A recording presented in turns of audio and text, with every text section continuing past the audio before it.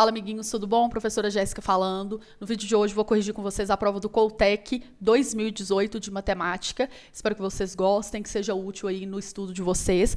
Foi um pedido especial do Abraão Matheus, sempre muito presente. Eu agradeço muito pelos comentários, viu, Abraão?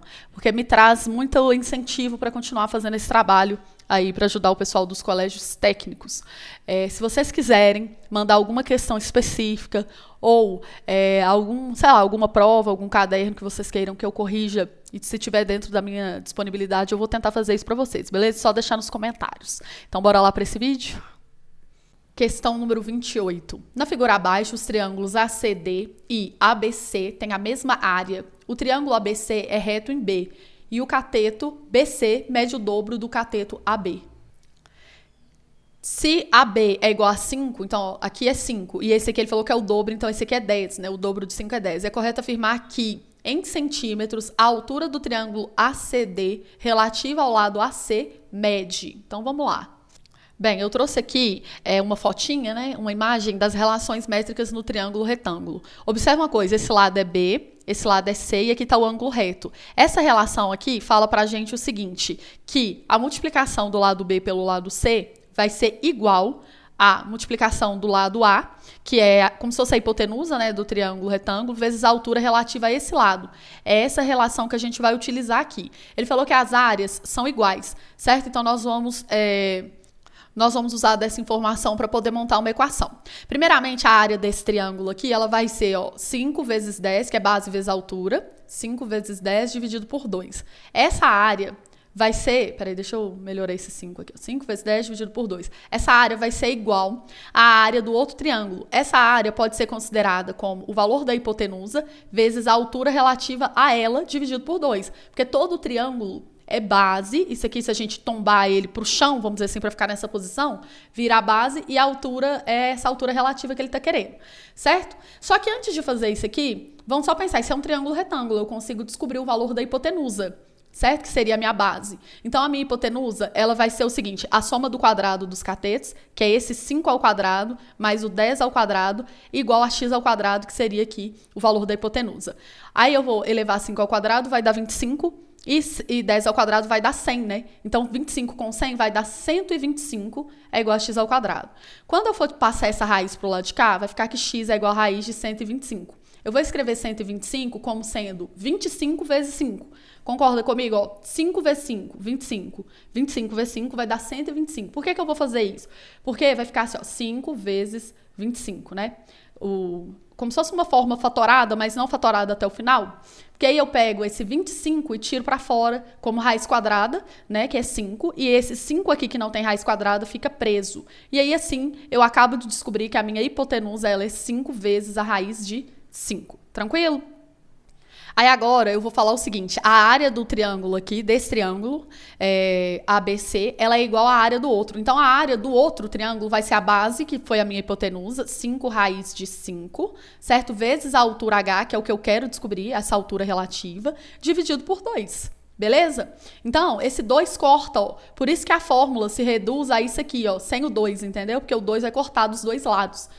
Mas aí tranquilo, né? Então agora, ó, a gente vai fazer o seguinte, nós vamos fazer umas simplificações aqui para ficar mais fácil a vida da gente. Corta esse 5 com esse 5. Esse raiz de 5 vai passar para o lado de cá dividindo, ó, ficou o 10 aqui.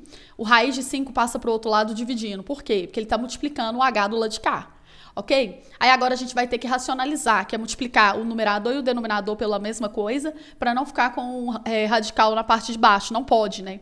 Então fica assim, ó, 10 sobre raiz de 5, vezes raiz de 5 sobre raiz de 5. Por que eu faço isso? Porque isso aqui, ó, é uma fração que o número em cima e o número embaixo são iguais, ou seja, é a fração 1, só que disfarçada, entendeu? Isso aqui dá 1, ó, né? E aí a gente faz isso para não ficar com o denominador com radical. Aí, olha só, raiz de 5 vezes raiz de 5. Fica raiz de 25, que é igual a 5. Ou você simplesmente pensa que corta a raiz e fica 5. Aí, esse 10, raiz de 5, eu repito em cima. Só que o 10 dividido por 5 é igual a 2. Então, fica 2 raiz de 5, que é a letra B. Certo? Questão número 29. Sobre os números reais, A igual a 10 elevado a menos 1, B, 10 elevado a meio, C, 10 elevado a 0, D, 10 elevado a 0,25 e menos 10 elevado ao quadrado, é correto afirmar que... Bem, vamos relembrar algumas propriedades aqui. Todo número, quando eu estou elevando ele a um expoente negativo, eu tenho que inverter a base. Então, aqui de baixo tem 1. Então, isso aqui é a mesma coisa que 1 sobre 10 elevado a 1. Porque está elevado a menos 1, a gente inverte a base. Esse 1 aqui, a partir do momento que ele está positivo, bonitinho, ele é inútil, né? Porque ele é neutro. Elevar a 1, mesma coisa que não fazer nada no número, né? Então, ele some daqui. Então, fica 1 sobre 10. R$1 dividido para 10 pessoas é 10 centavos, ou seja, 0,10. Aqui, toda vez que eu tenho expoente fracionário, eu vou lembrar que isso aqui é um radical, tá? Então, eu pego o 10, coloco aqui dentro do radical, e esse 2 aqui, que está embaixo, ele vem para cá, e o 1 que está aqui vem para cima do 10. Ou seja, isso aqui nada mais é do que raiz quadrada de 10. Ó, 10 é maior do que 9, e raiz de 9 é 3. Então, 10, a raiz, né, vai ser 3 e uns quebradinhos, ok? 10 elevado a 0 é igual a 1. Por quê? Todo número elevado a 0 é igual a 1. E por que isso? Olha só, deixa eu tentar explicar aqui rapidinho. Por exemplo, suponhamos que eu tivesse a divisão 10 ao quadrado por 10 ao quadrado. Olha só, a regra diz que a gente conserva a base quando a gente está dividindo potências de mesma base e subtrai os expoentes quando a gente está fazendo essa conta, né? Então, 2 menos 2 aqui dá 0, beleza? Só que olha só, isso não é um número dividido por ele mesmo? É ou não é? Número 10 elevado a 2 dividido por 10 elevado a 2. É um número dividido por ele mesmo. E todo número dividido por ele mesmo é igual a 1. Por isso que todo número elevado a 0 é igual a 1. Você sabia? Ou você só engoliu essa regra? É porque ele é fruto, pensa assim, ele é fruto de uma divisão onde a base, né, as duas bases são iguais e os expoentes também são iguais. Ou seja, ele é fruto de uma divisão de um número por ele mesmo, por isso que dá 1. Então, esse número aqui é 1. Esse número aqui, ó, ele vai ficar assim, ó, 10 elevado a 25, eu vou transformar em fração, sobre 100, porque anda duas casas com a vírgula aqui e coloca 100 no denominador. Se eu divido em cima por 25, vai dar 1. E aqui, se eu divido por 25, vai dar 4, porque R$1 são 4 moedas de 25, lembra disso? Então, isso aqui é a mesma coisa que 10 elevado a 1/4. Ok? Aí, lembrando da propriedade aqui da letra B, né? Isso aqui é um radical. Então, eu coloco 10 dentro da raiz e aqui fica a raiz quarta de 10 elevado a 1. O que está aqui vem para dentro do índice, né? E o que está em cima fica como sendo expoente do 10. Então, isso aqui é raiz quarta. A raiz quarta, gente, ela é raiz quadrada da raiz quadrada. Se você quiser pensar dessa maneira, né? Então, o que acontece? Seria raiz quadrada de 3 nos quebradinhos que deu aqui. Eu já calculei a raiz quadrada, é 3 nos quebradinhos. E raiz quadrada de 3 nos quebradinhos vai ser 1, uns quebradinhos, certo? Vamos pôr assim, 1,7, alguma coisa, é menor que 2, tá? De qualquer forma. Então, isso aqui, 1, alguma coisa. Por último, e não menos importante, a gente tem esse aqui, ó, menos 10 elevado ao quadrado. Muita gente de boa família vai falar que é igual a 100. Só que por que está errado, amigos? Seria 100, porque você ia falar assim, um número negativo elevado a um expoente par. Só que essa propriedade se aplica se tiver parêntese aqui, tá bom? Porque aí tanto o número 10 quanto o sinal de menos estariam sendo elevados ao quadrado. Aqui, ó, quando eu tenho um menos na frente do 10, eu não posso falar que vai dar positivo. Isso aqui é menos 100. Uma maneira de você pensar isso aqui é pensar que todo número está sendo multiplicado por 1. Então, isso aqui seria a mesma coisa de menos 1 vezes 10 elevado ao quadrado, tá? Esse menos aqui é o número menos 1, só que o 1 na multiplicação, na divisão e na potência, ele é tímido. Por quê? Porque o 1 é neutro, ele não faz diferença nessas operações que eu acabei de falar. Então, eu poderia pensar que isso aqui é menos 1 vezes 10 ao quadrado. Aí eu faço essa continha aqui, ó, que vai dar 100 positivo. Aí multiplico por menos 1, vai dar menos 100. Então, esse aqui é o menor de todos os números. Porque ele é negativo. E quanto maior é o número negativo, menor ele é, né? A lógica dos números negativos é o contrário. Agora, eu vou colocar aqui só para organizar do menor para o maior. O menor de todos é o E. Aí depois vem o A, que é como se fosse 10 centavos, certo? Aí depois vai vir o C, que o C é como se fosse R$1, né? Aí depois vem o D, que é R$1 e uns quebradinhos. E por último, o B, que é 3 e uns quebrados. Ou seja, a ordem é... Gente do céu. B aqui é A, C, D, B, né? Do menor para o maior. Que é exatamente, ó, a letra A, né? Correto? Então, essa daqui é letra A. Questão 30. Considere o rendimento de uma impressora é medido através da razão entre a quantidade de folhas impressas e o tempo gasto para imprimi-las. Certa impressora imprimiu metade de um trabalho com rendimento de 12 folhas por minuto. Posteriormente, ela imprimiu a outra metade, a metade restante, do trabalho com rendimento de 8 folhas por minuto. Com base nessas informações, é correto afirmar que o rendimento dessa impressora em folhas por minuto para realizar o total do trabalho foi de... Bem, eu vou explicar para vocês como que eu raciocinei para fazer essa questão. Eu pensei entre o número 8 e o número 12, qual era o menor múltiplo comum entre eles, tá? Que é 24. É só você pensar na tabuada do 12. Ó, 12, 24. Na tabuada do 8. 8, 16, 24. Então, 24 é o menor múltiplo entre eles, né? O MMC. Aí eu fui e pensei assim, ó, olha só o que eu fiz. Deixa eu pegar aqui o pincel, 24. Aí metade de 24 são 12. E a outra metade é outros 12, certo? Aí aqui, ó, ele falou assim que imprime 12 folhas por minuto. Aí eu pensei, então aqui ele vai gastar o tempo de 1 minuto para fazer essa impressão, certo? Esse 24 aqui é a quantidade de folhas que eu pensei, né? Aí aqui, ó, como é 12, né, para fazer 8 folhas por minuto, eu pensei assim, vai ficar ruim, vai ficar com um número com fração. Aí o que foi que eu fiz? Eu pensei no próximo múltiplo comum entre eles, certo? Que seria 48, vai ficar mais explicativo de eu fazer. Aí aqui, ó, vamos pensar o seguinte, metade de 48 são 24. E a outra metade, 24. A primeira metade, ele falou que imprimiu 12 folhas por minuto. Então, eu gastei 2 minutos, já que eu tenho 24 folhas. No primeiro minuto, eu imprimo 12, no outro minuto, eu imprimo 12. Então, aqui, eu gastei 2 minutos. E aí, sobrou 24 folhas para imprimir e fala que imprime 8 folhas a cada minuto. Então, eu vou ter que gastar 3 minutos para fazer essa impressão. Porque 24, ó, 8, 16, 24, né? Se eu divido por 8. Então, aqui vai gastar 3 minutos. Ou seja, ele quer saber quantas folhas por minuto que ela imprime. Então, eu peguei 48 folhas e consegui imprimir em 5 minutos. Então, 48 dividido por 5 minutos, que foi 2 mais 3 aqui. Dividir por 5, eu vou deixar linkado aqui, ó, no card, depois vai lá dar uma olhada. Esse card é esse pinguinho que tá aqui, tá? Como você divide por 5 rápido? Você pensa que você quer 4,8 e soma 4,8 mais 4,8. Então, vai dar 9,6, letra B. Aí você pode falar assim, mas você inventou o número de folhas, não falou a quantidade de folhas. Não interessa. Se eu quisesse colocar que isso aqui era 100% das folhas, aqui ia vir 50%, que é metade, e aqui 50%, que é a outra metade. Só que por que não é interessante usar o número 100%? Porque esse número 50, por exemplo, ele não é divisível por 12. Então vai te dar trabalho fazer a conta. Olha só para você ver, eu vou pegar aqui e vou fazer na calculadora só para você ver que com qualquer número na face da Terra ia dar certo, só que ia dar mais trabalho, por isso que eu pensei num número múltiplo, né? Então, olha só, 50, se eu pego 50 e divido por 12, isso aqui vai dar 4,16 e assim vai, tá? E aqui, e do lado de cá, se eu pego esse 50 dividido por 8, eu vou ter a seguinte situação. Pego aqui 50 dividido por 8. Então, vai dar 6,25. Ok, né? Aí, se eu somo o total de tempo, que é 6,25 mais 4,16, vai dar o seguinte, 6,25 mais 4,16, tal. Deu 10,416. Então, o tempo total seria 10,416 e assim vai. Aí, eu pegaria 100, que é 100% das folhas, e dividiria por esse valor, né? Então, se eu pego 100 e divido por 10,41666666666, vai dar o mesmo valor, 9,6. Só que por que não é interessante usar 100 aqui? Porque, como eu expliquei, o fato dele não ser um múltiplo vai te fazer conta com um número difícil. E aí, usando um número múltiplo entre eles, eu descobri que o MMC era 24, né? Só que 24, mesmo assim, ia me dar um número com vírgula aqui, na hora que eu fosse dividir por 8. Certo? Que seria 12 dividido por 8. Aí eu falei assim, vou dobrar aqui, que aí eu continuo tendo um múltiplo em comum, mas aí que vai dar um resultado exato, entendeu? E aí, foi isso que eu pensei. Então, bora lá para a questão 31. Na figura a seguir, os triângulos ABC, que é o triângulo grandão, e CDE estão escritos, respectivamente, na circunferência de raio MC, que é essa circunferência aqui, e na circunferência de raio NC, que é essa outra.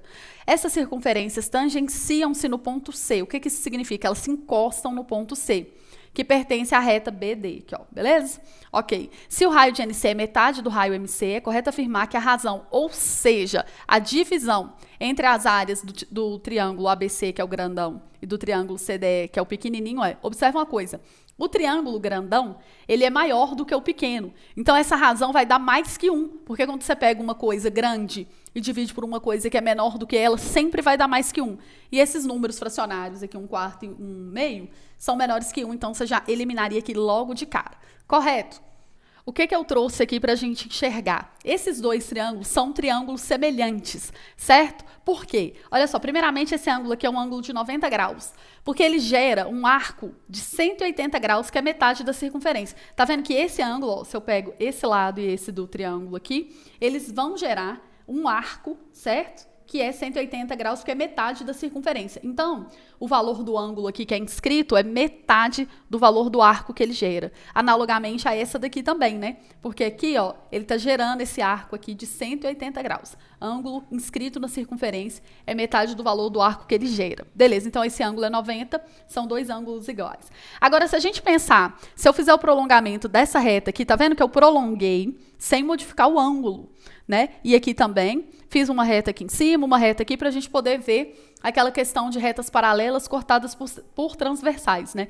Essa reta e essa são paralelas, certo? E essa do meio aqui, ó, é como se fosse uma reta transversal. Então, eu posso pensar, olha só para você ver, em Z, né? Eu gosto de falar do Z do Zorro, que é a gente pensar no biquinho, que são ângulos alternos internos. Esse ângulo aqui seria igual a esse, olha. Tá vendo? Isso a gente consegue perceber logo de cara, mas eu já tinha percebido por causa da questão dos 180 graus. A gente consegue enxergar também outro Z, ó. Olha só, deixa eu tentar passar aqui em cima, ó. Tá vendo que esse aqui faz como se fosse um Z? Ou seja, esse ângulo aqui, ó, é igual a esse, eles são alternos internos, né? E, portanto, por falta de opção, esse aqui também vai ser igual a esse, né? Até porque são opostos pelo vértice. Eu nem tinha percebido isso aqui antes. Ou seja, nós temos aqui dois triângulos semelhantes. Ele falou o seguinte, que o raio MC é o dobro do NC, não foi isso? Ó, se o raio NC é metade, ou seja, o outro é o dobro, né? Se uma coisa é metade da outra, a primeira é o dobro da uma. Então, ele falou o seguinte, o raio MC é o dobro do raio NC, ou o NC é metade, né? Que eu passaria esse 2 para o lado de cá dividindo, ó. Ficaria que NC é metade de MC, ou MC é o dobro de NC, né? Então, como eu sei que existe essa relação entre os lados, tipo assim, esse lado aqui, ó, esse pedacinho, é o dobro desse, né? Então, se eu pensar nesse tamanho todo, ele vai ser também o dobro desse tamanho todo aqui, certo? É só você pensar assim, ó, faz de conta que aqui vale, sei lá, 6 e aqui vale 3. Então, o pedação todo, ó, valeria 12, porque é 6 de cada lado, e aqui valeria 6. Então, 12 é o dobro de 6 também, né? E quando a gente tem essa relação de um dos lados, se a gente sabe a razão de um dos lados, para a gente saber a relação da área, é só a gente elevar ao quadrado. Então, a área desse triângulo aí, ela vai ser igual ao quadrado de 2, porque esse lado é o dobro do outro, né? Então, o valor aí dessa razão vai ser 4. Combinado? Letra D ali, ó, certo? Tranquilo, né? Aí pergunta, eu precisaria calcular esses triângulos, a área deles? Não, você não tem informação aqui para calcular a área de nada, tá? A única coisa que você tem informação aqui é a razão entre as áreas, que é 4 vezes, tá? Então, não tente aí ficar inventando números para você calcular a área de um triângulo, a área de outro, que não vai ser necessário. Tranquilo? Questão número 32 agora. Durante a distribuição de bombons para seus netos, vovó Cláudia percebeu que, se distribuísse 11 bombons para cada um deles, sobrariam 10 bombons. Entretanto, se distribuísse 13 bombons para cada um de seus netos, faltariam 6. Com base nessas informações, é correto afirmar que a diferença entre o número de bombons e o número de netos é. Observe uma coisa. Você concorda comigo que ela tem mais quantidade de bombom do que de neto? Que ela vai distribuir para eles, né? E aí ela fala que se desse 11 para cada, é sobrar 10. Ou seja, ela tem um número grande de bombons ali que ela vai subtrair pela quantidade de netos. Não faz sentido nenhum essa resposta da negativa. Porque você tem um número grande e subtrai um número pequeno, vai dar uma resposta positiva, certo? Portanto, a letra C e a letra D, que automaticamente você deveria já pensar que estão eliminadas, né? Vamos pegar essa primeira frase. Se ela distribuísse 11 bombons para cada neto, né, para cada um dos netos, sobrariam 10 bombons. Então, o que eu posso concluir aqui? Ó? Eu posso concluir que a quantidade de bombons é igual a 11 vezes a quantidade de neto, mais 10. Por quê? Porque está sobrando 10 bombons aqui. Por exemplo, se ela tiver 2 netos, certo? Vai ser 11 vezes 2, que dá 22, mais 10, 32. Ela tem 32 bombons, vai dar para os 2 netos, cada um vai ficar com 11 e vai sobrar 10. É isso que essa frase aqui está querendo dizer. Está querendo dizer que o número de bombons é igual a 11 vezes o número de netos mais 10, porque está sobrando 10 bombons. A segunda frase fala o seguinte, se ela pegar esses bombons e distribuir 13 para cada um dos netos, vai faltar 6. Então, o que eu vou falar? Eu vou falar que o número de bombons é igual a 13 vezes a quantidade de neto, ou seja, cada neto pegaria 13, só que faltaria 6. Então, vou ter que subtrair 6 aqui, porque, na verdade, a minha quantidade de bombons é menor do que esse número 13 vezes o número de netos, entendeu? Que vai faltar 6, então menos 6. Agora, o que eu vou fazer? Isso aqui vira um sistema de equação. Se eu tenho que B é igual a isso, e B também é igual a isso, então essas duas coisas aqui são iguais. É o que eu vou fazer. Eu vou falar que 11n mais 10 é igual a 13n menos 6. Correto? Porque, né, B é igual a isso, B também é igual a isso, então esses dois issos são iguais, certo? Vou passar esse 11 para cá subtraindo, 11n, né? Eu tinha 13, tiro 11, fico com 2n. E vou passar esse 6 para cá somando, porque está subtraindo. Eu tenho 10, somo 6, fico com 16. Então, o valor de n é 16 dividido por 2, porque esse 2 passa para cá dividindo. Ou seja, vai dar 8. Então, eu tenho aí 8 netos. Agora, eu substituo em qualquer uma das equações, vou substituir na primeira, só por uma questão de praticidade ali, que está com uma conta de mais, e eu sinto que a maioria das pessoas tem mais facilidade de fazer conta de mais do que de menos, concordam? Então, vai ficar assim, ó, 11 vezes 8 no lugar do n, mais 10. Isso aqui dá 88, mais 10 dá 98, certo? Então, a diferença entre o número de bombons, que é 98, menos o número de netos, vai ser 90, né? Letra A aqui, tranquila essa questão. Questão número 33 agora, olha só. O professor Adalto ministra aulas para 2 turmas, uma no noturno, de 40 alunos, e outra no diurno, de 50 alunos. No gráfico a seguir, apresentam-se a distribuição percentual, cuidado, tá? De todos esses alunos por turma, e o conceito obtido A, B, C, D, E ou F, relativos ao primeiro semestre desse ano. Ok, considere as afirmativas a seguir, e aí a gente vai ver quais são verdadeiras ou falsas, certo? Então, peraí. Lembrando que ele falou que são 40 alunos no noturno e 50 no diurno. Olha lá, ó, no texto, tá vendo? Então, vamos ver.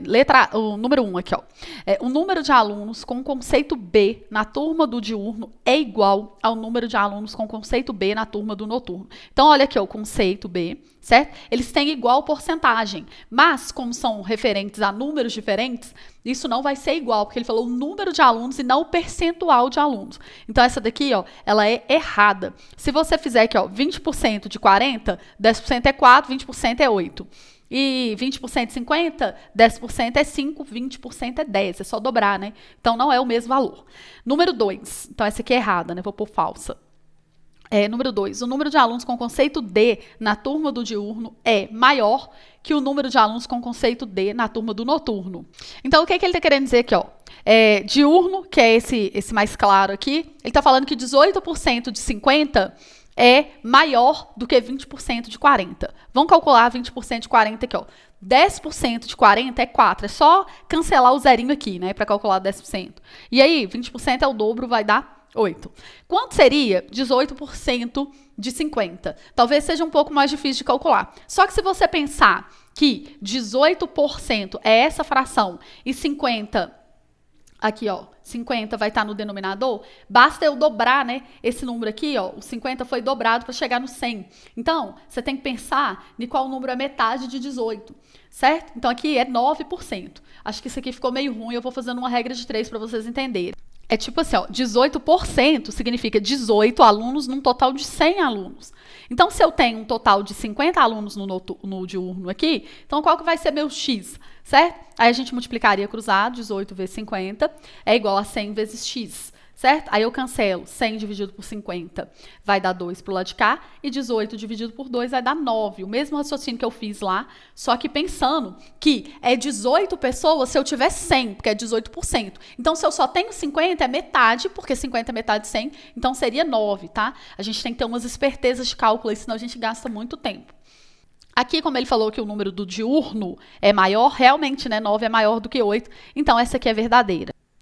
Número 3, o número de alunos com conceito A na turma do diurno é o dobro do número de alunos com conceito A da turma do noturno. Falso, por quê? A porcentagem aqui que é o dobro, ó. Aqui é 10 e aqui é 20, então a porcentagem é o dobro. Mas como ele está falando em números de alunos, o número absoluto, né, não é verdade. Quanto que é 10% de 40? É 4. Quanto que é 20% de 50? Olha só, 10% é 5, 20% é 10. Então, ele falou o seguinte, o número de alunos com conceito A no diurno é o dobro. Não, é mais que o dobro, né? Porque 10 é mais que o dobro de 4, porque o dobro de 4 é 8. Então, essa é errada, correto? Por aqui, já dava pra gente ver, ó. A 2 é verdadeira, a 3 é falsa. Então, olha só, não pode ser 2 e 3, tem que ser 2 e 4, né? Porque a 1 também é falsa e assim vai. Então, aqui a gente já saberia, mas vamos ver aqui porque que a 4, então, é verdadeira.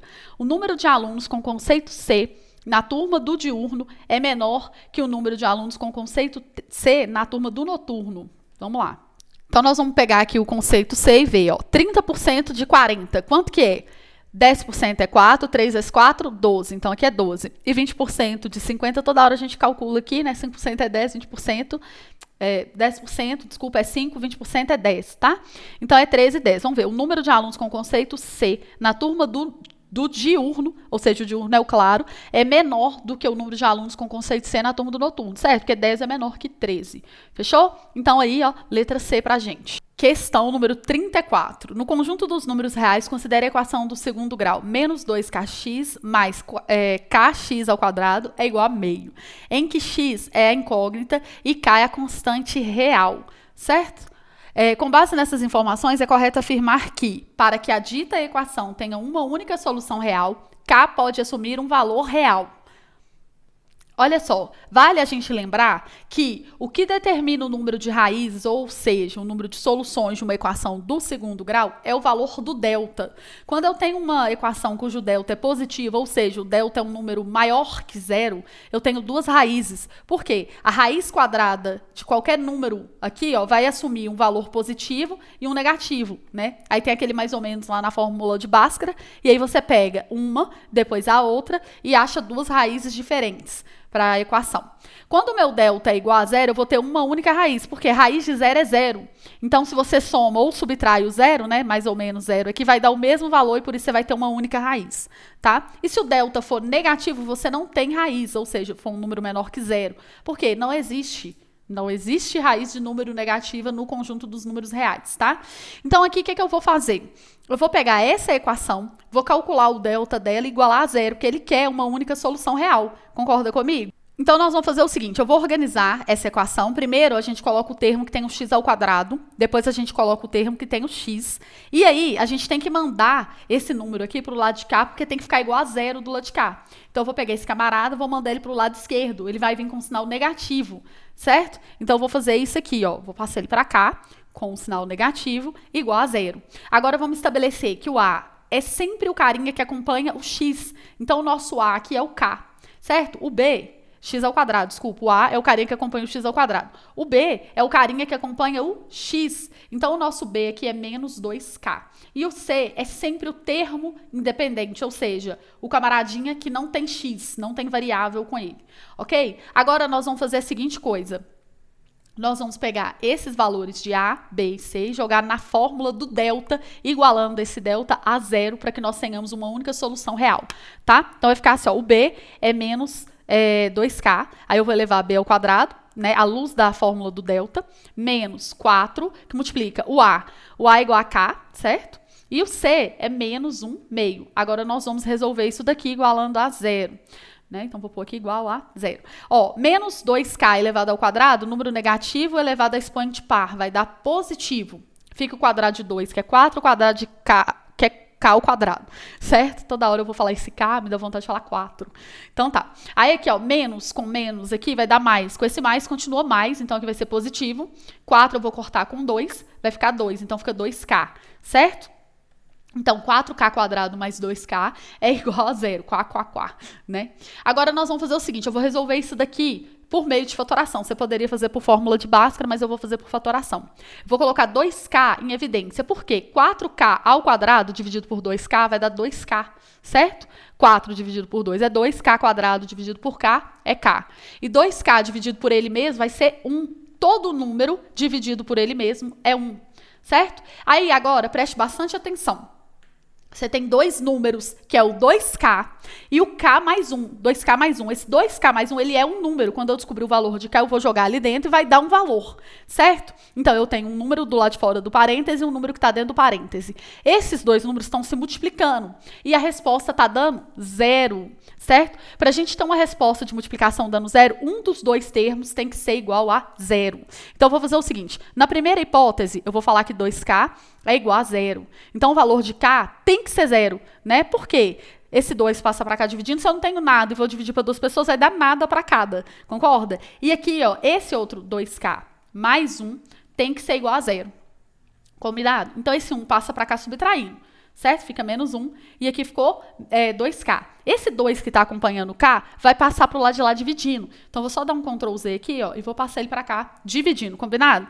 Então, aqui, ó, vamos dar uma olhada aqui na resposta, tomando um certo cuidado. Nós temos dois valores diferentes, um valor é nulo e um valor é menos meio, né? Aí você ia olhar aqui e falar assim, olha, letra B, um valor nulo e um valor negativo. Só que o que acontece, caro amigo da Rede Globo? Se você tiver um zero aqui, ó, junto com o x ao quadrado, o termo x ao quadrado some. Ou seja, a sua equação não será mais uma equação de segundo grau. Portanto, esse K aqui, ele não pode. Se você pegar a definição de equação de segundo grau, ele fala, equação de segundo grau é para quando A é diferente de zero. Então, nós não podemos considerar esse nulo, entendeu? Ou seja, vai ser a letra C, um único valor, que é o menos meio, e ele, portanto, é um valor negativo. Olha só, eu peguei aqui só para vocês verem, ó, a função de segundo grau, também chamada de função quadrática ou função polinomial do segundo grau, é escrita como f de x igual a x ao quadrado mais bx mais c, ponto final. Sendo os coeficientes a, b e c números reais e a tem que ser diferente de zero. Então, por isso aqui, ó, que a gente teve que desconsiderar o nosso k igual a zero. Essa questão foi uma pegadinha macabra. Certo? Muito provavelmente a maioria das pessoas erraram por cair aqui na letra B, né? Um número nulo e um negativo. Realmente, você acha um valor nulo para o K, mas ele fere o princípio inicial da equação de segundo grau, por isso você não pode considerar ele.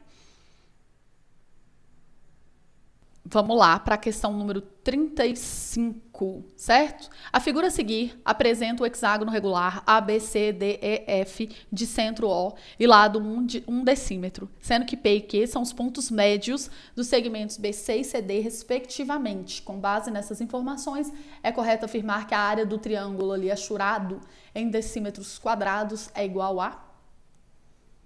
Primeira coisa que a gente tem que lembrar é o seguinte, um hexágono regular, ele tem todos os lados aqui valendo o mesmo valor, né? Então, tipo assim, aqui seria tudo é 1. E também, esses lados aqui também valem 1. Por quê? Porque um hexágono regular é a junção de 6 triângulos equiláteros, né? Então, aqui também vale o mesmo tanto.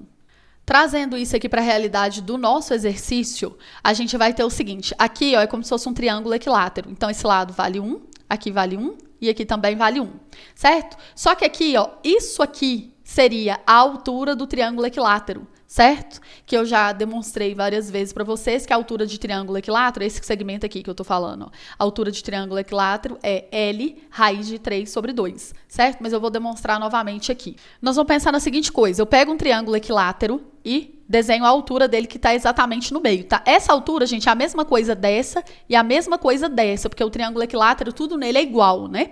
Aí, olha só, se eu pego esse triângulo aqui, que eu vou, sei lá, eu vou tentar fazer destacado para vocês com uma outra cor, esse aqui, ó, tá vendo? Ele vira um triângulo retângulo, porque a altura mede 90 graus, né? Faz um ângulo de 90 graus. Então, eu vou fazer um teorema de Pitágoras. Vou falar aqui a soma do quadrado desses dois catetos, que vai ser x ao quadrado. Minha mesa tá muito ruim. L sobre 2 ao quadrado é igual ao quadrado da hipotenusa, ok? Aí aqui, ó, x ao quadrado é x ao quadrado. L sobre 2 ao quadrado fica L ao quadrado sobre 4, que eu elevo de baixo. É igual a L ao quadrado do outro lado.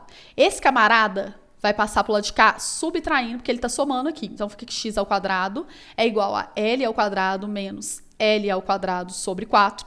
E aí, x ao quadrado é igual.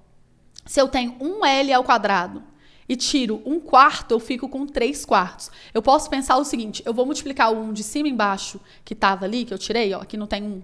E aqui não tem 1 também, eu multiplico eles por 4, porque eu não altero o valor da fração, estou multiplicando em cima e embaixo pelo mesmo número, é como se eu estivesse dessimplificando, certo? Aí fica 4/4 de L ao quadrado. Se eu tenho 4/4 e tiro 1/4, eu fico com 3/4. A gente conserva o denominador e subtrai os numeradores, né? 4 menos 1 fica 3L ao quadrado. Agora, o que que eu faço? Eu passo esse quadrado pro lado de lá como raiz quadrada, fica que x é igual a raiz quadrada de 3/4 L ao quadrado. Quem tem raiz sai, quem não tem fica. Então, esse L ao quadrado e o 4 vão sair para fora com as raízes, né? A raiz quadrada de L ao quadrado é L, e a raiz de 4 é 2. E o raiz de 3 fica preso porque ele não tem raiz. Ou seja, a altura x de qualquer triângulo equilátero é L raiz de 3 sobre 2. Com base nesse raciocínio, eu vou descobrir que esse lado aqui meu, ele é esse lado aqui, né, que eu tô pintando de azul agora, ele é 1 vezes raiz de 3 sobre 2. Ou seja, raiz de 3 sobre 2. Afinal de contas, 1 é neutro. Aí agora eu vou utilizar um raciocínio que eu não sei, eu sinceramente não sei se vocês sabem, que a gente pode calcular a área de qualquer triângulo multiplicando um lado pelo outro, vezes o seno do ângulo que está compreendido entre esses dois lados, dividido por 2. Por quê? Se aqui for um ângulo reto, certo? Aí a gente multiplica lado, base vezes altura sobre 2, porque o seno de 90 é igual a 1, e 1 é número neutro, como eu sempre gosto de falar. Agora, se o ângulo não for reto, a gente tem que multiplicar pelo seno do ângulo. E aí, olha só aqui comigo. Se eu pego todos os pontos médios aqui dos lados e trago para cá e formo triângulos semelhantes a esse daqui, eu vou ter 1, 2, 3, 4, 5, 6 triângulos. Ou seja, eu estou pegando aqui ó, um ângulo de 360 graus e estou dividindo por 6. Então, todos os ângulos aqui ó, tem 60 graus, combinado? Então, isso aqui vai ficar o seguinte, ó, esse lado aqui é raiz de 3 sobre 2, esse aqui é idêntico, certo? Porque ele está partindo do mesmo ponto médio e vindo até aqui, enfim. Ia ser o mesmo valor. Então, eu vou multiplicar um lado vezes o outro, é raiz de 3 sobre 2, vezes o outro lado, que é raiz de 3 sobre 2, vezes o seno de 60. Você lembra quanto que é o seno de 60?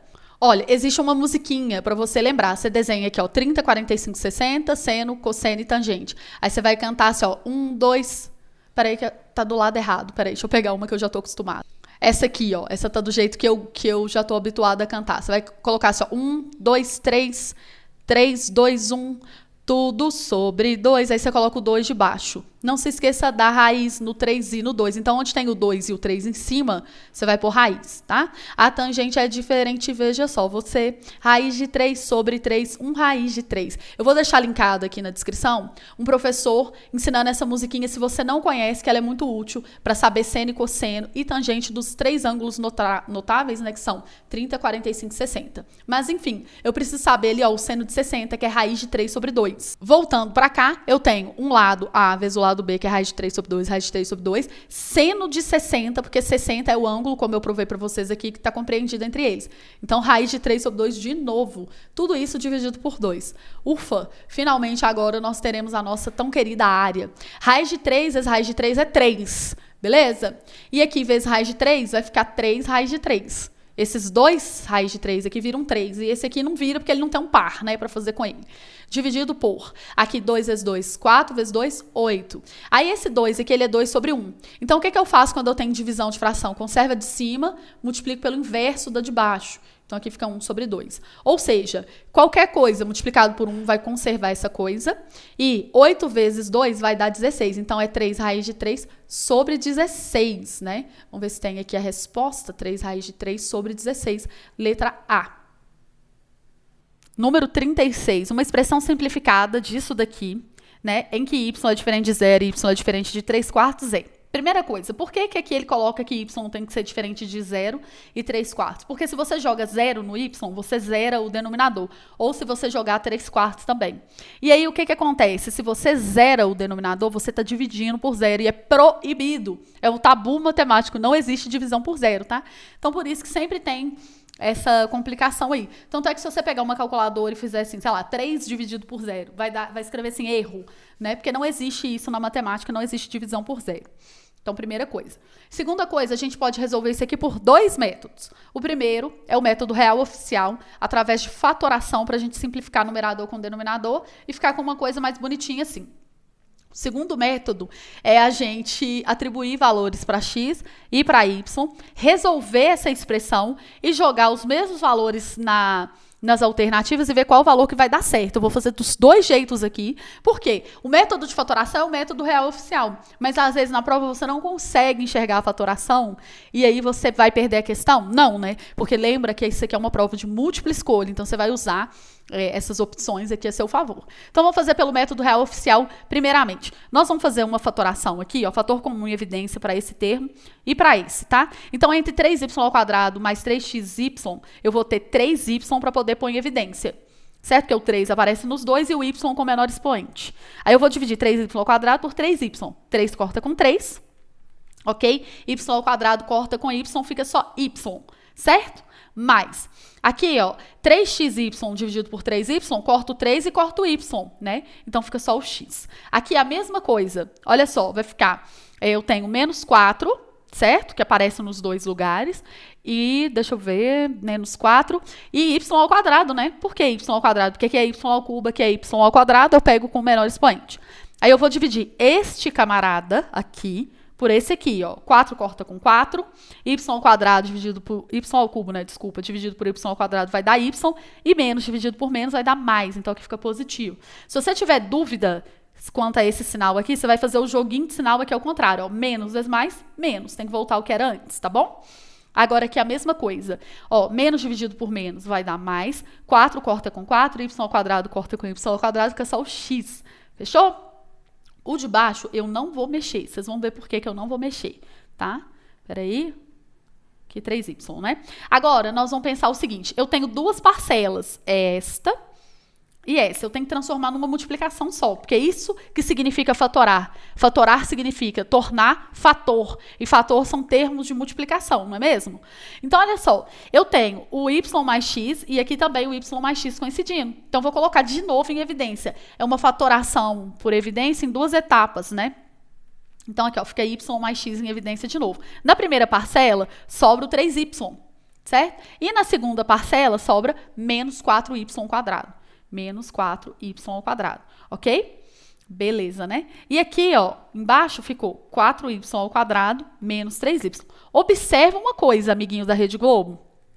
O termo de baixo aqui, ó, se eu multiplico ele por menos 1, aqui fica menos e aqui fica mais. Ou seja, se eu pego o de cima e divido por esse, a resposta vai dar menos 1. Concorda comigo? Porque está com os sinais trocados aqui dos termos. Vou falar de novo.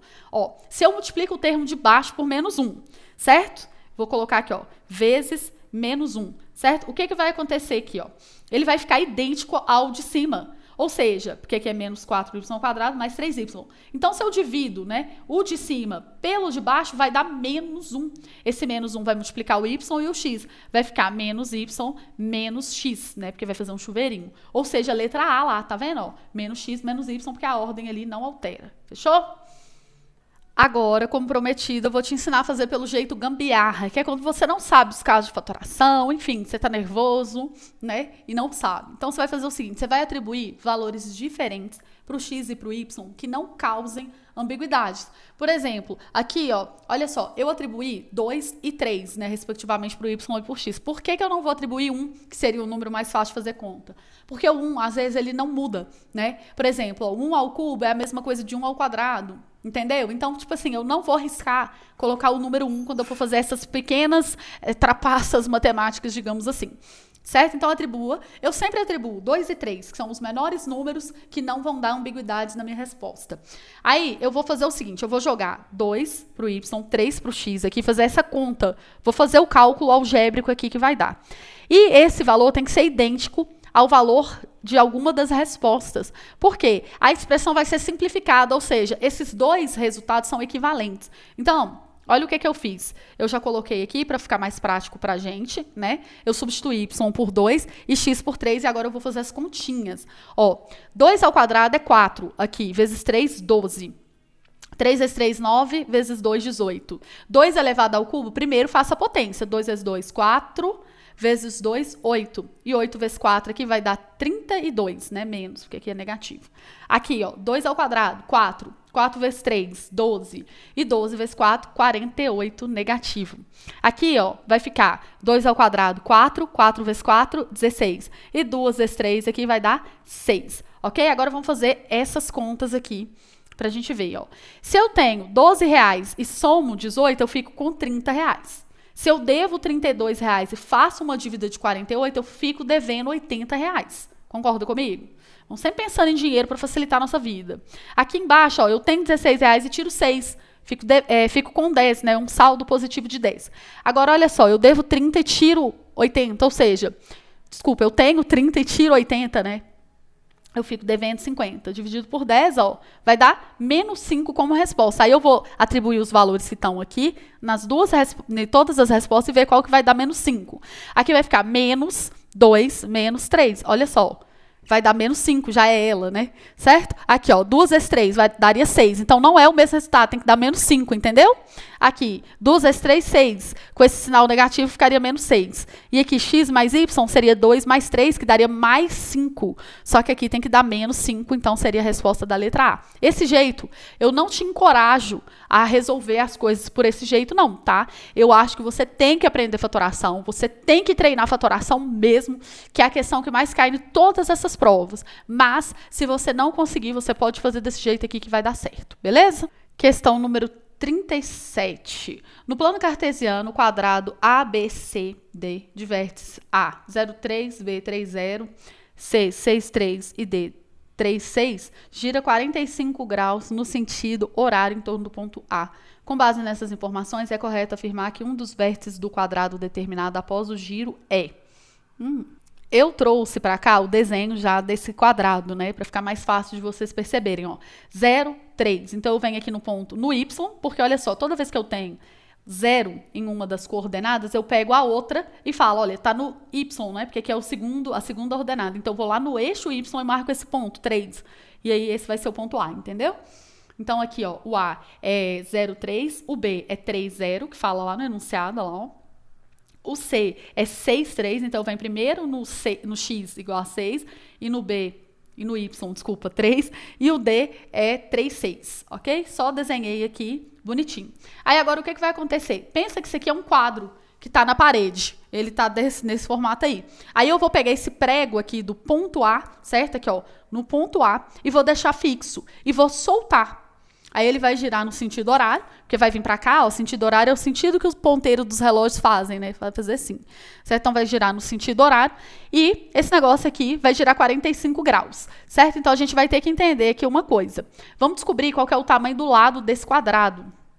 Observa uma coisa aqui, ó. Eu peguei aqui, como é um quadrado, é dito no enunciado que isso aqui é um quadrado, olha lá, o quadrado ABC. Então, eu vou pegar fiz um triângulo azul aqui, certo? Para eu poder descobrir qual que é o valor dessa diagonal do triângulo e, portanto, descobrir o valor do lado aqui do quadrado, certo? Ó, aqui eu tenho 3 unidades, que vai do 0 até o 3. E aqui também eu tenho 3. Então, eu vou fazer o seguinte, eu vou desenhar esse triângulo do lado de fora para a gente fazer um teorema de Pitágoras com ele. Assim, ó, eu pego ele aqui, certo? E vou trazer para cá. Ele vale 3 cada cateto, né? E aí eu vou descobrir o valor da minha hipotenusa. É importante que você saiba, só de bater os olhos, que vai ser 3 raiz de 2, né, amiguinho? Por quê? Esse triângulo, ele é um triângulo retângulo isósceles. Ou seja, é como se ele fosse metade de um quadrado, né? E a diagonal de qualquer quadrado é o lado do quadrado, que é 3, vezes a raiz de 2, tá? Vá com essa fórmula fixa na sua cabeça. Você não precisa ficar deduzindo isso aqui na prova, não, tá? Porque você já aprendeu que lado de quadrado, né? A diagonal do quadrado é L raiz de 2. Mas eu vou fazer aqui, considerando que você não saiba, né? Então, vamos lá, ó. Eu vou descobrir o x aqui, que é a minha hipotenusa, ok? Elevando o quadrado dos catetos e somando, né? Fazendo o teorema de Pitágoras. O quadrado do primeiro cateto é 3 ao quadrado, do segundo ao quadrado do segundo é 3 ao quadrado, é igual ao quadrado da hipotenusa.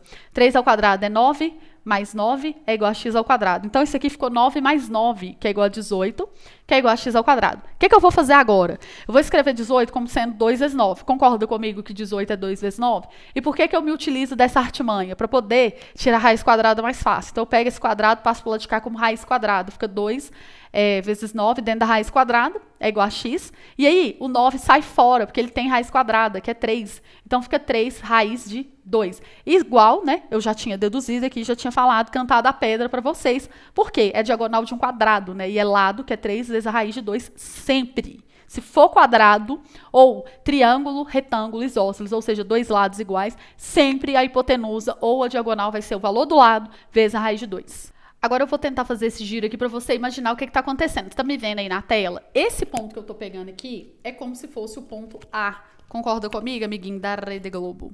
Aí, este ponto aqui, ó, seria o ponto B, né? Então, aqui é o ponto A.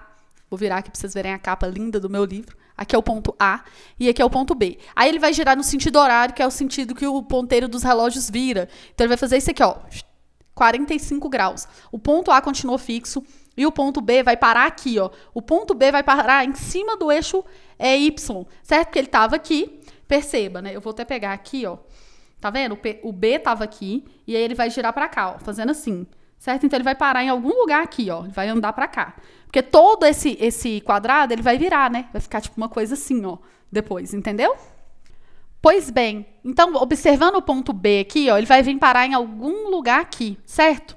A coordenada em x dele vai ser 0, porque ele vai estar em cima da reta y. Lembra que eu expliquei aqui que quando uma das coordenadas é 0, é para a gente marcar no eixo que a coordenada não é 0. Então, se ele veio parar aqui em algum lugar do y, é porque o x é 0, certo? Então, olha lá, eu já peguei como dica isso daqui. E aí, qual que vai ser o valor dessa ordenada, né, que é o valor da coordenada y aqui? Vai ser 3, que era onde estava no A, menos, porque aí, ó, eu vou pegar o comprimento dele aqui, que é 3 raiz de 2, né? Então, para eu saber onde que ele vai parar aqui, ó, vai ser lá no 3, menos, porque vai descer o valor de 3 raiz de 2, entendeu? Então, o valor que vai parar lá embaixo era o 3 que estava no A, menos, porque está descendo, né, no sentido negativo aqui do eixo y, 3 raiz de 2. Então, aqui, ó, a coordenada em y é 3 menos 3 raiz de 2. Ou seja, a resposta correta é a letra B. E aí você poderia me perguntar, né? Tipo assim, aqui os outros pontos, eles vão rotacionar também. Tipo, o ponto D, ó, ele vai vir parar aqui, assim, né? Alguma coisa assim. O ponto C vai parar aqui embaixo. E o ponto B vai parar aqui. Só que se fosse assim, ó, o ponto D, ele ia vir parar, como esse lado, isso é um quadrado, aqui é 3 raiz de 2, né? Ele ia vir aqui, ó, que seria o mesmo valor aqui, né? Porque rotacionou, ia ser 3 raiz de 2, ó. Ia partir do 0, que é daqui, né? Mais 3 raiz de 2 unidades. E a gente não tem nenhuma dessas, né? Com relação à coordenada no eixo X. Então, esse exercício aqui é um exercício de visão, né? Ele é bem assim, achei muito interessante esse exercício aqui. Então, como não tem nenhum, eu parti do pressuposto que a coordenada x ia ter que ser 0, ou seja, ia ter que ser a letra B ou a letra D, né? E aí, como o ponto vai cair para baixo, literalmente, né? Falando assim, a grosso modo errado no português, mas na matemática aqui ele está caindo para baixo do eixo Y. Então, por isso que a gente tem que subtrair. Excelente questão aí do Coltec. Olha só, uma questão que pode ser uma pegadinha macabra, certo? A quantidade de pessoas que, apesar de confirmar presença em certos eventos sociais, não comparece neles, costuma ser prevista mediante o cálculo de um percentual do total de convidados, que em geral é 20% para eventos sociais. Com base nessas informações, calcule a quantidade mínima de pessoas que deve ser convidada para certo evento social em que se espera que compareçam 600 convidados. O que a maioria dos amiguinhos da Rede Globo vão fazer aqui? Vão errar, porque tem a alternativa errada certa. Vai pegar o número 600 e falar assim, é só aumentar 20% desse valor. 10% de 600 é 60. 20% de 600, portanto, vai ser o dobro, que é 120. E se você soma, C de cair do cavalo, 720, né? Por que você não pode fazer isso? Porque porcentagem a gente não pode subtrair para chegar a um valor e depois achar que se a gente somar daquele valor que foi subtraído, a gente vai voltar ao original. Não pode fazer isso. Vamos pensar num exemplo aqui mais simples, com o próprio número 100. Pensa no seguinte, o número 100, se eu tiro 20% dele, ó, 100. Se eu tiro 20%, eu vou chegar a 80. Se eu pego esse 80 e somo 20%, é sobre outro valor agora. Então, 10% de 80 é 8, 20% é 16. Aí eu somo 80 mais 16, vai voltar a ser 96. E não 100 como era antes. Então, não podemos, nunca, jamais, em tempo algum, falar uma barbaridade dessa que a gente vai pegar uma subtração de porcentagem, somar o mesmo percentual e voltar ao que era antes, porque é errado. Então, como que eu vou fazer isso aqui? Nós vamos fazer o seguinte, nós vamos pensar um número X, tal que, concorda comigo aqui numa coisa, se eu tenho 100% de pessoas, se 20% falta, 80% vão. Então, eu vou pegar um número X, de tal modo que 80% dele vá, certo? 80% desse valor X de pessoas vá, de modo que isso aqui dê 600 pessoas. Lembrando que o número 80%, ele pode ser escrito como a fração 80 sobre 100, ou 0,8, né? Por quê? Se eu divido, ó, 80 por, esse por significa dividido por, certo? 100. É só andar duas casas com a vírgula aqui para cancelar esse zero. Então, uma, que estava aqui, né? Uma, duas, a vírgula vem parar para cá, fica 0,8.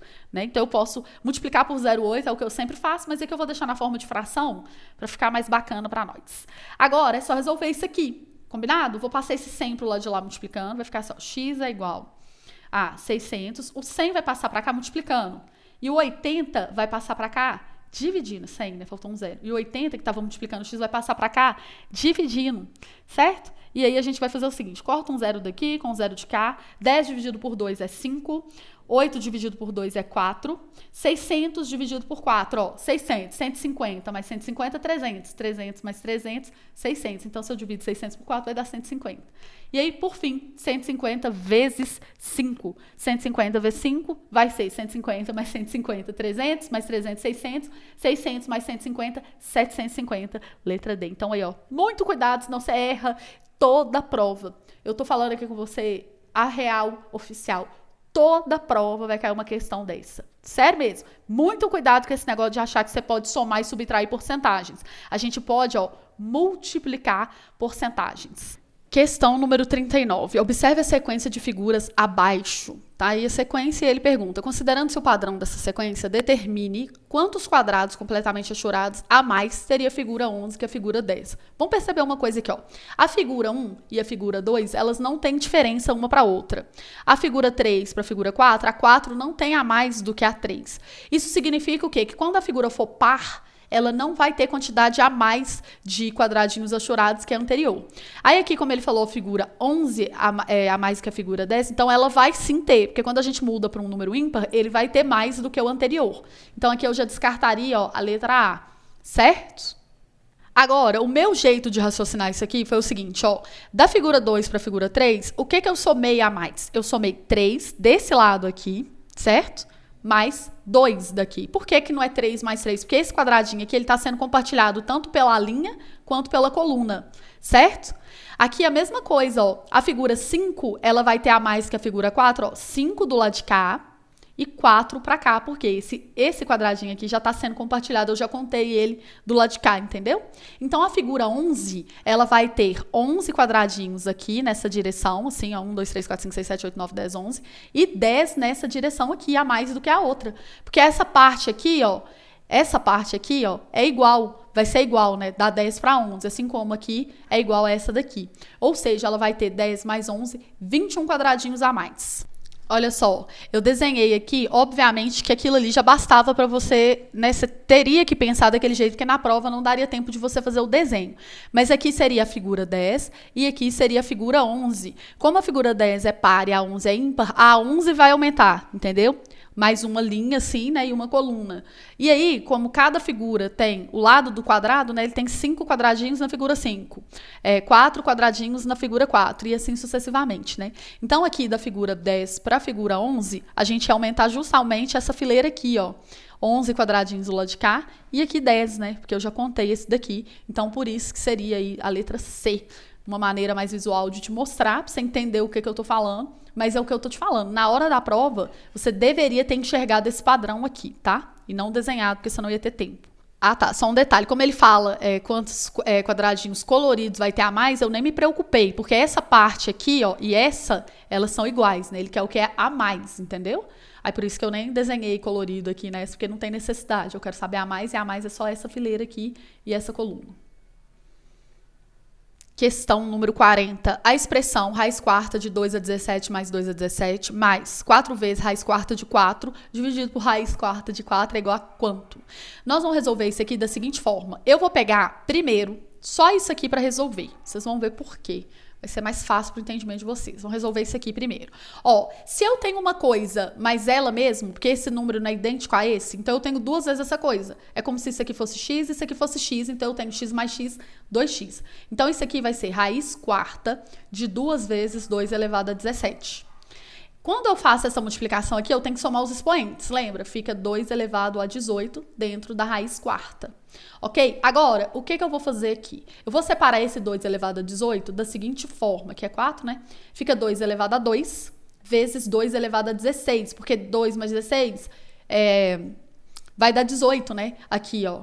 Quando eu somar os expoentes. Eu faço isso por quê? Porque fica mais evidente de você perceber que esse camarada vai poder sair fora do radical. Por quê? O expoente 16 é divisível por 4. Aí o que eu faço? Eu trago o 2 para fora, certo? E divido 16 por 4, que vai dar 4.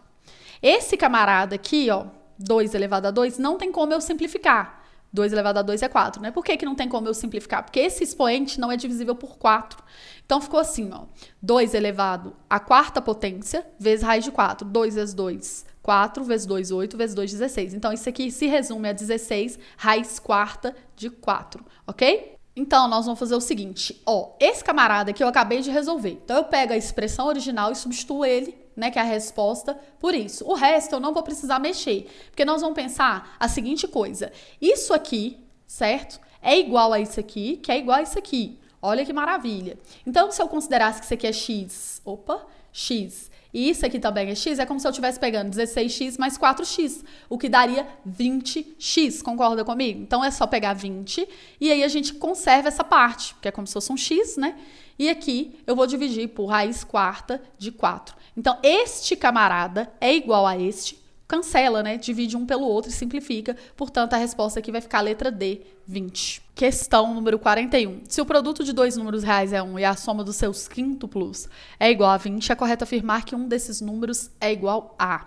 Olha só, vou resolver pelo jeito oficial, depois eu vou fazer uma gambiarra aqui que você poderia ter feito na prova. O produto de dois números ser igual a 1 é x vezes y igual a 1, porque produto é a multiplicação e dois números diferentes. E ele falou que a soma dos seus quíntuplos é 20. Então, ó, o quíntuplo de x é 5x. O quíntuplo de y é 5y, é igual a 20. Aqui, ó, eu vou fazer uma coisa para simplificar a nossa vida. Eu vou repetir a equação de cima, x vezes y é igual a 1. E a de baixo, eu vou dividir todos os termos por 5. Eu posso fazer isso quando todos os números são divisíveis, tá? E aí, ó, 5 dividido por 5 vai ficar só 1x. 5y dividido por 5 vai ficar y. E 20 dividido por 5 é 4. Então, eu vou resolver esse sistema de equação aqui agora, pelo método que eu achar mais conveniente. Eu vou fazer o seguinte, eu vou isolar a equação de baixo aqui, ó. Vou isolar o x nela. Então, eu vou passar o y para cá subtraindo. X é igual a 4 menos y. Agora, eu pego esse valor de x, ó, e substituo aqui dentro. Então, vai ficar assim, ó, sempre entre parênteses, porque ele tem dois termos, né, digamos assim. 4 menos y, que multiplica y, é igual a 1. Ok? Aí aqui, ó, nós vamos fazer o seguinte. Nós vamos fazer um chuveirinho. Vai ficar 4 vezes y, 4y. Menos y vezes y, menos y ao quadrado é igual a 1. Vou mandar esses caras pro lado de cá da igualdade, porque aí eu evito, né, de ter um y ao quadrado negativo. Aí vai ficar assim, ó, esse y ao quadrado vai passar para cá, vai ficar positivo. Esse 4y vai passar para lá, vai ficar negativo. O 1 já está no lugar dele, então vai ficar mais 1, é igual a 0. Essa equação aqui eu vou resolver por fórmula de Bhaskara. Por que eu não vou resolver por soma e produto? Porque vai ser difícil você pensar em dois números que você multiplica e dá 1, né? E soma e dá 4, né? Porque vai ser número fracionário, provavelmente. Não vai ser número natural. Então, por isso que vai ser difícil e eu vou fazer pela fórmula de Bhaskara. Aqui, ó, na fórmula de Bhaskara, muita gente coloca o delta e resolve o delta separado, tá? Você pode fazer de um jeito ou de outro, tá, gente? Isso aí dá na mesma. Eu vou fazer já tudo junto, que é o jeito que eu sempre fiz. Menos da fórmula com menos do B aqui, que é 4, vai ficar mais 4. Você pode escrever também A, B, C, enfim, faz aí do seu jeitinho, tá? Eu não vou ficar enchendo muita linguiça aqui, não. Aqui vai ficar 4, mais ou menos, raiz quadrada de... Aqui, ó, B ao quadrado vai ser menos 4 ao quadrado. Menos 4 vezes menos 4 vai dar 16 positivo. Vamos fazer o estudo do sinal aqui, ó. Menos 4 da fórmula, vezes o A, que é 1, vezes o 1 aqui, vai dar negativo, né? Porque é menos vezes mais vai dar menos. 4 vezes 1, 4 vezes 1, 4. Então, aqui vai dar menos 4. Tudo isso dividido por 2 vezes A, que no caso é 2 vezes 1, 2. Ufa! Então, x é igual a 4, mais ou menos raiz quadrada de... Isso aqui, ó, vai dar 12, não é mesmo? Dividido por 2. Vamos pegar esse 12 aqui, ó, e vamos pensar o seguinte. Raiz de 12 é 4 vezes 3, concorda? Raiz de 4 vezes 3. Por que eu faço isso? Para o 4, né, que é um quadrado perfeito, poder sair fora da raiz.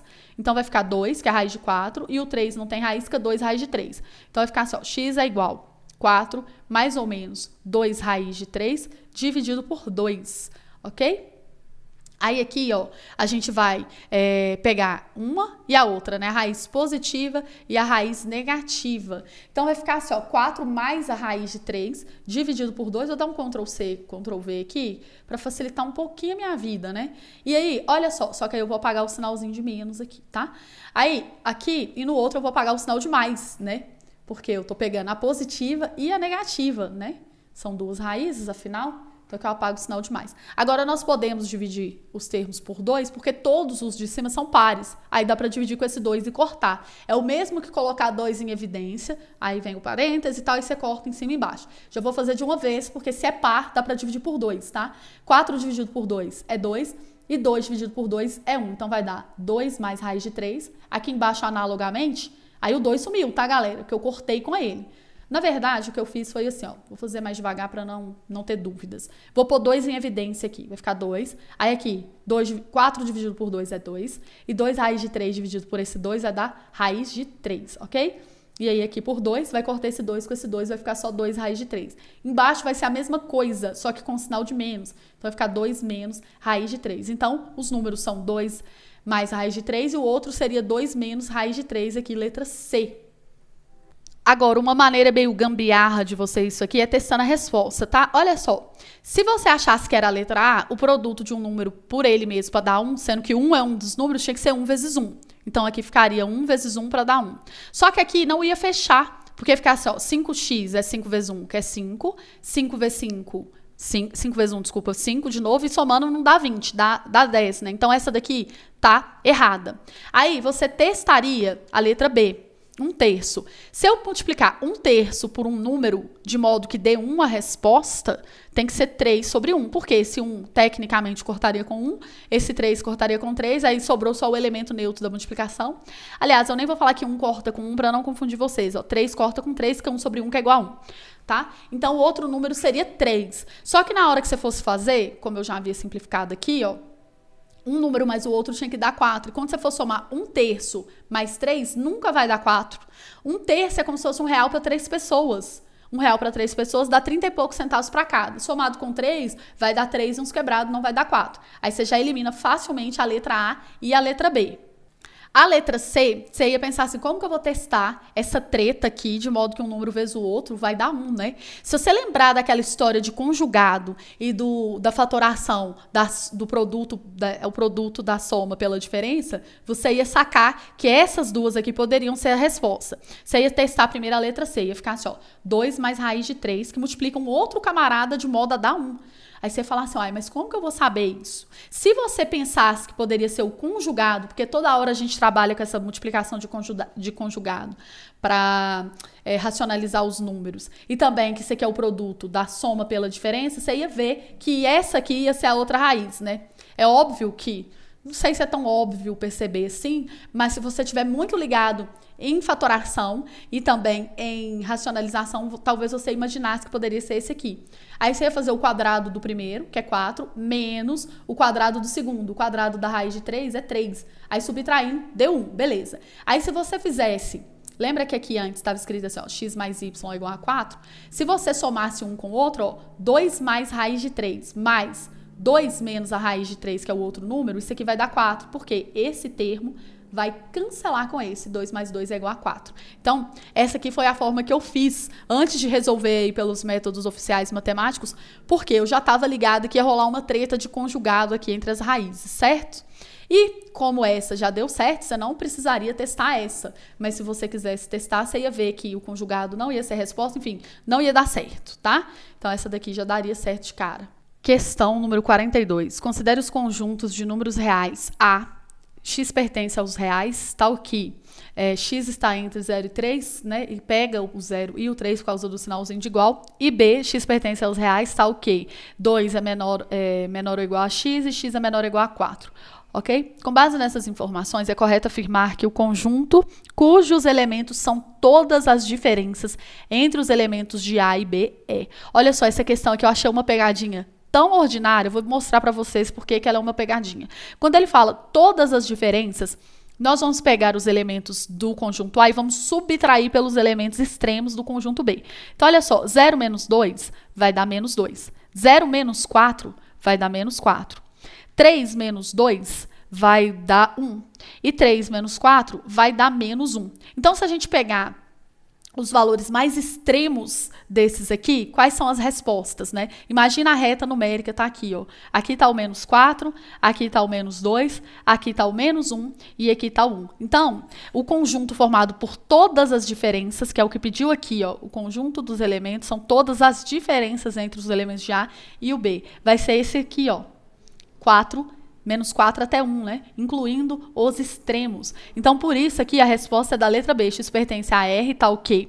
Menos 4 é menor ou igual a X e X é menor ou igual a 1. Mas olha só, por que eu tô falando para vocês que essa pegadinha aqui foi ordinária? Eu pensei nisso daqui, né? Por quê? Eu li de forma equivocada o problema, né? A interpretação de texto aqui é uma coisa fundamental. Então, o que eu pensei? Eu vou desenhar aqui o conjunto dos elementos de A, que é de 0 até 3, bolinha fechada, né? Vai daqui até aqui. Ok. E o B é 2 até 4, bolinha fechada, vai daqui até aqui, fazendo mais ou menos em escala, né? E aí eu fiz a diferença de A e B. A diferença de A e B vai ser 0 aqui e 2 aqui. Só que como é diferença, esse 2 não pode colorir a bolinha. Ele tem que ser aberto. Afinal de contas, o 2 ele pertence tanto a um quanto ao outro. E quando eu falo diferença, é o que pertence a apenas um. Então, por isso que eu não posso colorir aqui. Ou seja, eu cairia igual uma pata na resposta da letra A, por falta de interpretação de texto. Isso aqui que eu fiz é, se ele perguntasse assim, podemos afirmar que a diferença entre A e B. Isso aqui é a diferença entre A e B, mas não foi o que ele pediu. Ele pediu o conjunto dos elementos, que são todas as diferenças entre os elementos A e B. Então, aqui, ó, muito cuidado com a interpretação de texto, porque ela pega mesmo.